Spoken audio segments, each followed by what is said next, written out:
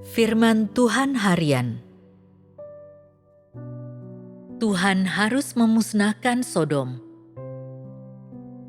Kejadian pasal 18 ayat 26.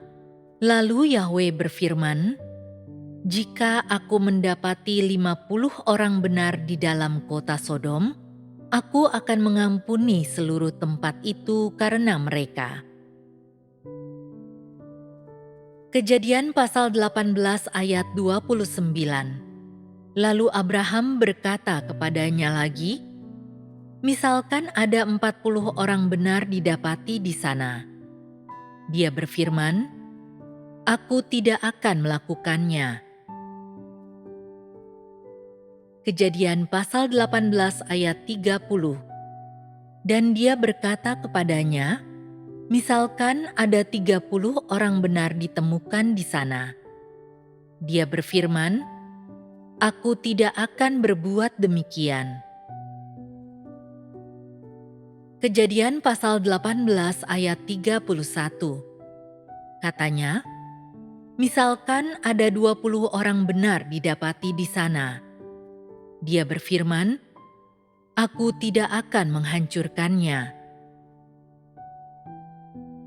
Kejadian pasal 18 ayat 32.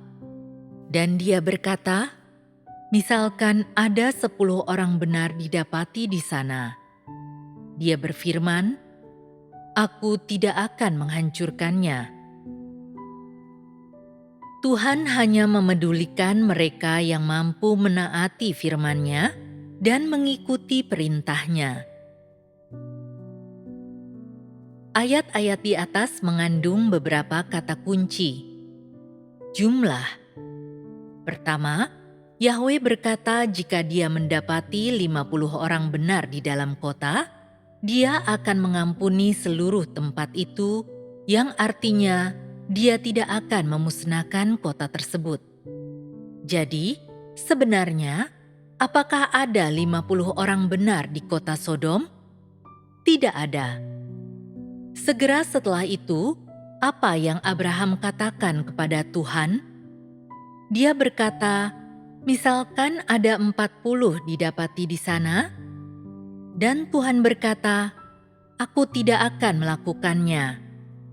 Selanjutnya, Abraham berkata, "Misalkan ada 30 didapati di sana," dan Tuhan berkata, "Aku tidak akan melakukannya."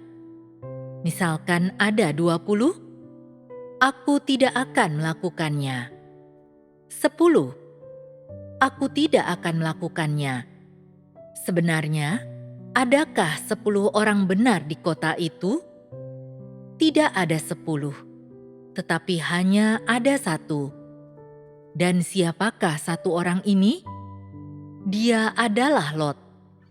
Pada waktu itu, hanya ada 1 orang benar di Sodom, tetapi apakah Tuhan bersikap sangat ketat atau menuntut dalam hal jumlah ini? Tidak. Jadi, ketika manusia terus bertanya, "Bagaimana kalau 40? Bagaimana kalau 30? Hingga dia sampai pada bagaimana kalau 10? Tuhan berkata, "Bahkan jika hanya ada 10, Aku tidak akan memusnahkan kota itu. Aku akan mengampuninya dan mengampuni orang-orang lain selain yang 10 ini." Jika hanya ada 10, itu akan sangat menyedihkan, tetapi ternyata pada kenyataannya bahkan jumlah itu tidak ada di kota Sodom.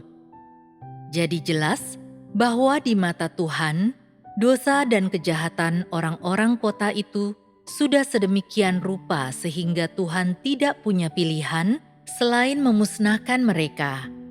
Apakah maksud Tuhan ketika Dia mengatakan bahwa Dia tidak akan memusnahkan kota itu jika ada 50 orang benar? Jumlah ini tidak penting bagi Tuhan. Yang penting adalah apakah di kota tersebut terdapat orang benar yang Dia inginkan atau tidak? Apabila hanya ada 1 orang benar di kota itu, Tuhan tidak akan membiarkan mereka celaka oleh karena pemusnahannya atas kota tersebut. Ini berarti bahwa terlepas dari apakah Tuhan akan memusnahkan kota itu atau tidak, dan berapapun jumlah orang benar yang ada di dalamnya, bagi Tuhan, kota yang penuh dosa ini terkutuk dan memuakkan, harus dimusnahkan dan harus lenyap dari mata Tuhan, sementara orang benar harus terluput. Tanpa memandang zaman, tanpa memandang tahap perkembangan umat manusia, sikap Tuhan tidak berubah. Dia membenci kejahatan dan peduli terhadap orang-orang yang benar di matanya. Sikap Tuhan yang jelas ini juga merupakan penyingkapan sejati dari hakikat Tuhan. Karena hanya ada satu orang benar di dalam kota itu, Tuhan tidak ragu lagi. Hasil akhirnya adalah Sodom mau tidak mau harus dimusnahkan. Apa yang engkau semua lihat di sini?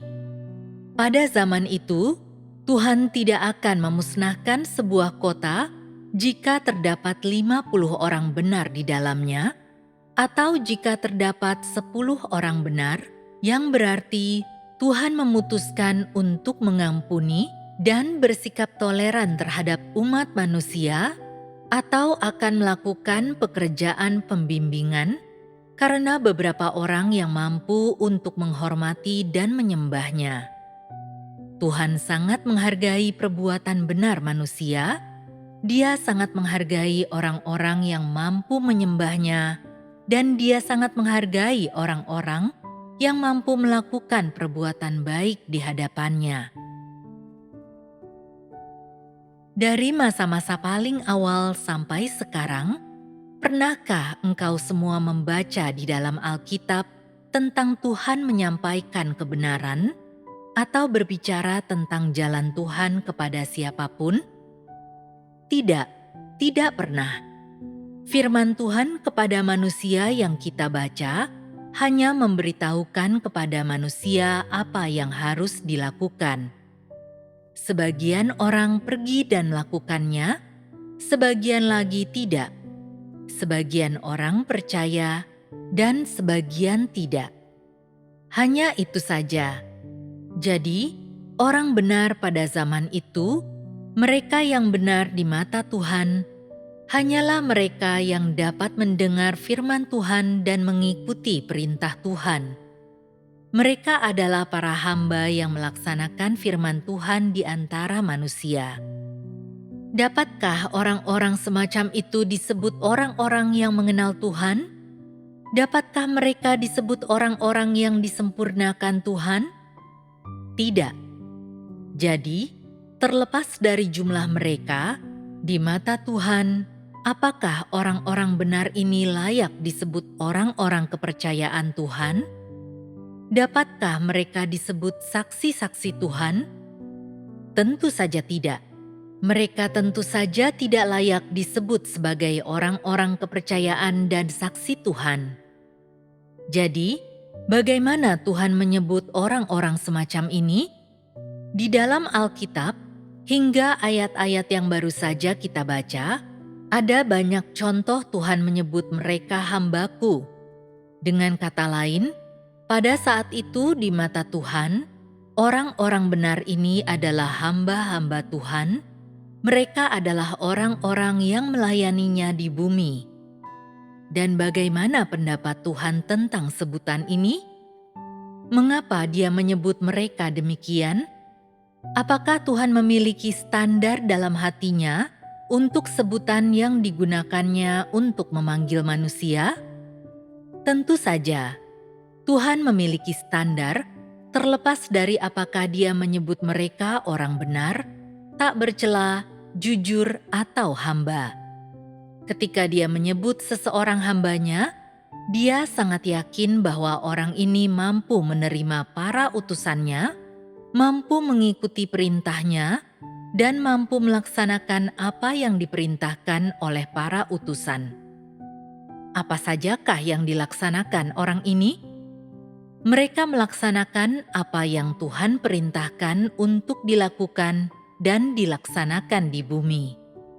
Pada waktu itu, dapatkah hal yang Tuhan minta manusia lakukan dan laksanakan di bumi disebut sebagai jalan Tuhan? Tidak, karena pada waktu itu Tuhan hanya meminta manusia untuk melakukan beberapa hal sederhana. Dia mengucapkan beberapa perintah sederhana, menyuruh manusia untuk melakukan ini atau itu, dan tidak lebih dari itu. Tuhan bekerja sesuai dengan rencananya. Karena pada waktu itu, banyak kondisi yang masih belum ada, waktunya belum matang, dan sulit bagi umat manusia untuk menanggung jalan Tuhan. Dengan demikian, jalan Tuhan belum mulai dinyatakan dari hati Tuhan. Tuhan melihat orang-orang benar yang Dia bicarakan, yang kita lihat di sini. Entah 30 atau 20 sebagai hamba-hambanya. Ketika para utusan Tuhan mendatangi hamba-hamba ini, mereka akan dapat menerima dan mengikuti perintah mereka dan bertindak sesuai dengan perkataan mereka. Inilah tepatnya yang harus dilakukan dan dicapai oleh mereka yang dahulu merupakan hamba di mata Tuhan. Tuhan itu bijaksana dalam penyebutannya untuk manusia. Dia menyebut mereka hambanya, bukan karena mereka seperti engkau semua sekarang, karena mereka telah mendengar banyak khotbah, mengetahui apa yang akan Tuhan lakukan, mengerti banyak kehendak Tuhan, dan memahami rencana pengelolaannya. Tetapi karena kemanusiaan mereka jujur dan mereka mampu mematuhi firman Tuhan. Ketika Tuhan memberi perintah, mereka mampu mengesampingkan apa yang sedang mereka lakukan dan melaksanakan apa yang Tuhan perintahkan. Jadi, bagi Tuhan, makna lain dari sebutan hamba adalah bahwa mereka bekerja sama dengan pekerjaannya di bumi, dan meskipun mereka bukan para utusan Tuhan, mereka adalah para pelaku dan pelaksana firman Tuhan di bumi. Jadi, jelas bahwa para hamba atau orang-orang benar ini sangat penting di hati Tuhan. Pekerjaan yang Tuhan akan mulai di bumi tidak dapat terlaksana tanpa adanya orang-orang yang bekerja sama dengannya, dan peran yang dijalankan para hamba Tuhan ini tidak dapat digantikan oleh para utusan Tuhan. Setiap tugas yang Tuhan perintahkan kepada hamba-hamba ini sangat penting baginya, dan karenanya Dia tidak dapat kehilangan mereka. Tanpa kerjasama para hamba ini dengan Tuhan, pekerjaannya di antara umat manusia akan terhenti. Sebagai akibatnya, rencana pengelolaan Tuhan dan harapan Tuhan akan menjadi sia-sia.